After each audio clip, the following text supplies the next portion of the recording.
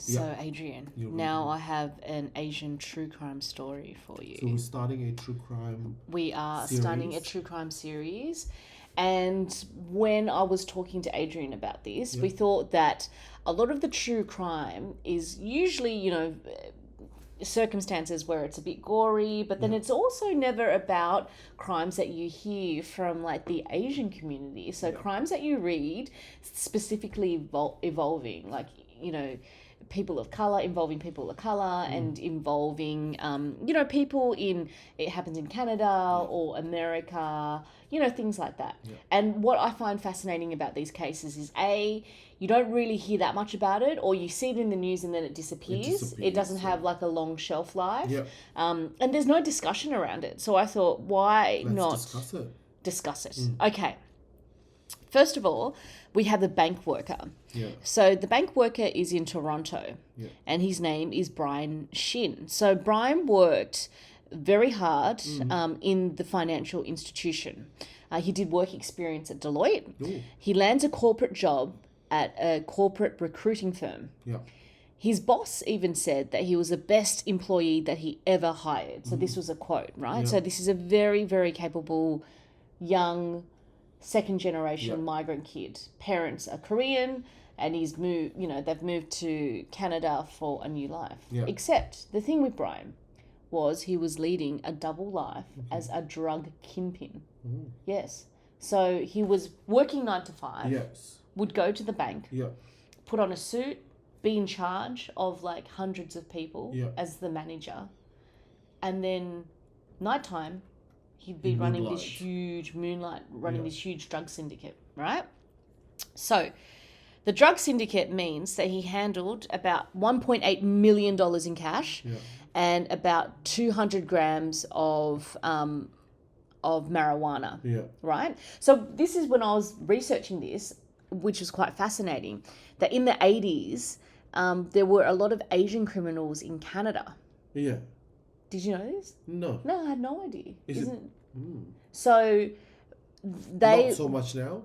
Not so much. So in the 80s, no, I think there was a peak. You know how like the mafia, they had like the peak of like the 5 families infighting. It started The Godfather, a lot of this crime. So this is what's fascinating about this, is that in the 80s, there was a criminal underground in Canada, and they were offshoots. So you know how bikie gangs have offshoots where you have different chapters?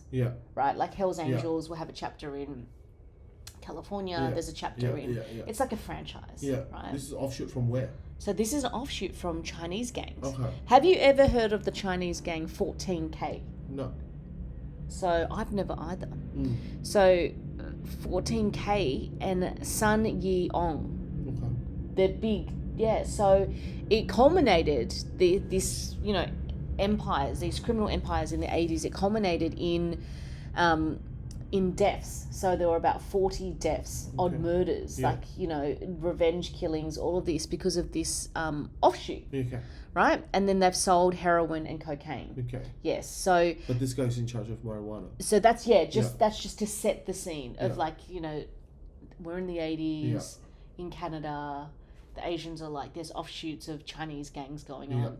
So notoriously, I think Canada, in Toronto specifically, they are known for marijuana because of like cultivating marijuana. And I think there's a strain that's quite strong. And then that's where Brian made his niche. He made his niche, right? So the bit of a backstory about Brian. So his older brother, Dale, he excelled at academics, right? And then so Brian was always in his shadow. He was always like wanting to be like Dale, but could never get there. And this is such an Asian thing that they put this in the paper, was that in year 6, Dale had won a top academic award.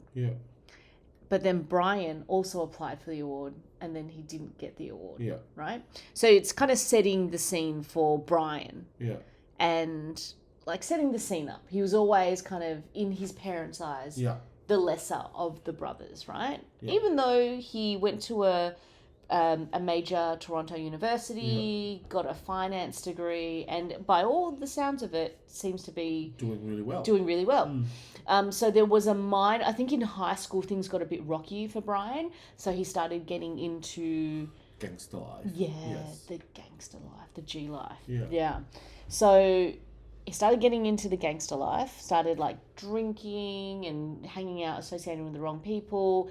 And then there was a police, he got busted for, I think, trying to sell marijuana.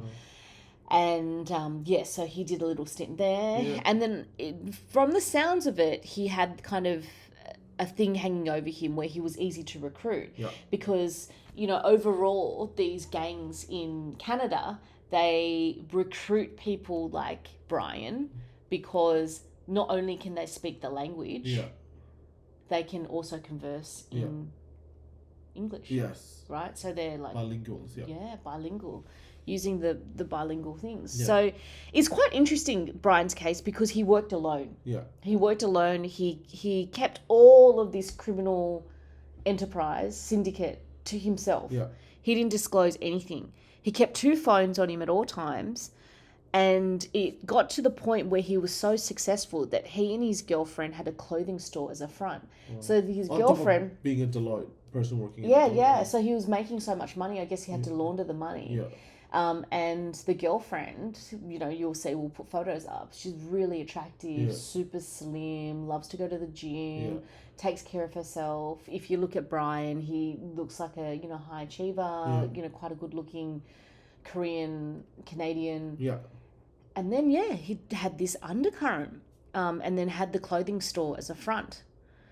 And I think like this kind of works to his ingenuity of being able to keep it all together, right? To have this kind of plot where he's working a corporate life, then he masquerades and has this like double life of trying to keep it all together and not knowing when to stop.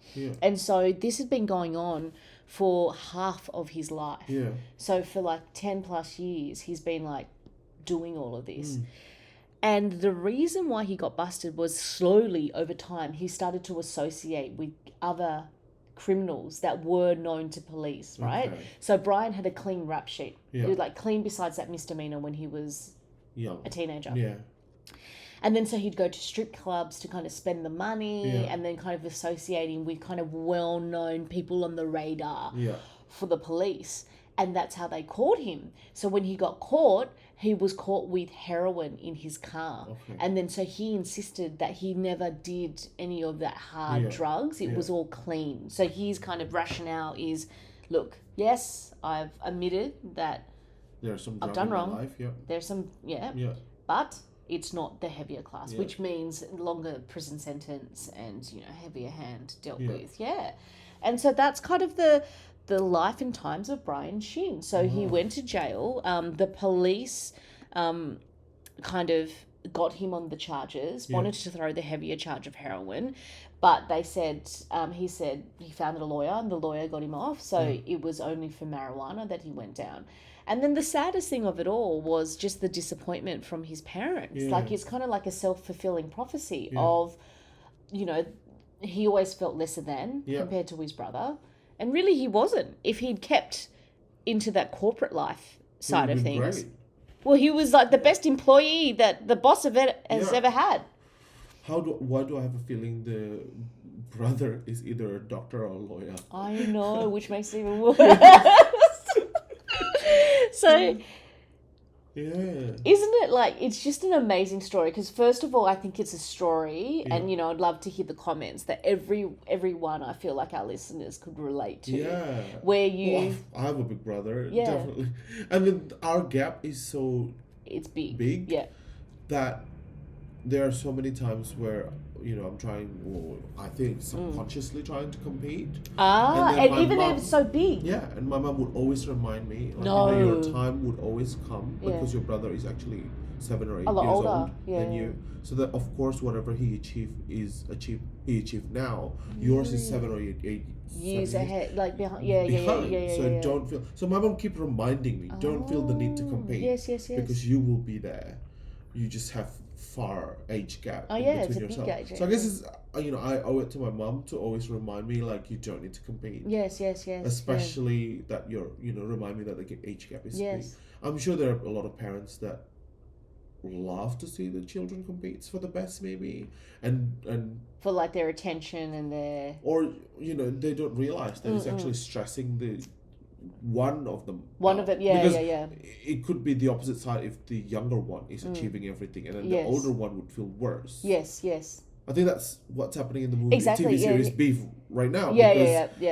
Have you watched it? No, my husband has, and apparently it's really good. Yeah, but it's literally the older brother start hiding things of the younger brother because the younger brother is achieving so much. So the reverse is flipped. It's literally the reverse of that. Yes. I'm sure if you all have siblings and you're in the Asian community. Yes, actually, or even like in anywhere, any community. But I'm so surprised that even though you have such a big age gap between you and your brother, that competitiveness 100%. still exists. And I remember like reading or hearing like a psychologist say that it's just sibling rivalry. Yeah. No matter what, it's innate in us. Like it goes back to like the prehistoric times of having to fend and fight for survival. Yeah, I think it doesn't even have to be sibling. Like with everyone in your family, like cousins, like you just feel like with anyone. Yes. Maybe that bit is more in the Asian community because your family are like tight together, super close, and you hang out a lot. You feel the need to do something to stand out or to like be like it's almost like it's almost like the Olympic Games, right? Where it's like each family has a representative, and that representative like will one up the other one, right? Yeah. It's like, well, you're a doctor. Well, I'm a cardiologist. Yes. I'm a cardiologist and I'm a content creator on the side. And it's like, you're a content creator on the side. Well, I've got like, so many properties. Well, I've got this. It's like never stops. Yeah. But it's so true. Yeah. It's, and then I feel like even Brian's story, I feel like it's good to talk about because it's relatable in the sense that all he wanted probably was for his parents to acknowledge that he was worth something, that even though academically he couldn't reach the heights of his brother, that he had a lot more to give. Yeah. And then, ironically, he kind of did because he was living this double life quite successfully. And like almost he didn't bring anyone in. It was just him kind of working on his own. He's like a solopreneur. Because probably he subconsciously know that what he's doing is wrong. Yeah, but I know what he's doing is wrong. But what I'm saying is like he was still quite successful at it, but then had the courtesy almost not to bring in others. Yes. Like the switch to go, okay, even though what I'm doing is like, no. Yeah. But I suppose by doing those actions, eventually it will affect everyone like it has, in the story. There you go. He should have been smarter and not associate himself with anyone. Yes, that's right. That was his downfall. The downfall was he started associating with the people. Yeah, with the people that are known to police. Yeah, because you can't really keep that life. No. Yes, you're so true. Yeah, because I guess like even in that life, there's like corporate structures and political issues and like it's like The Wire. The Wire came down to like who is closest because Stringer Bell, Idris Elba's character, was like the very calculated one. Yeah. Like would always see things like 5 moves ahead, and he would never be associated with like the lower level. Yeah, but he had to because you eventually have to connect to others, right? Yeah. To keep the empire growing or at least sustainable. Yeah. Yeah, interesting. That's the life and times of Brian Shin. Wow, so we'd love to know what you think Yeah. and like to comment about the story and whether like it's relatable about the sibling rivalry. Yeah. Everyone goes through it. All right. Thank you.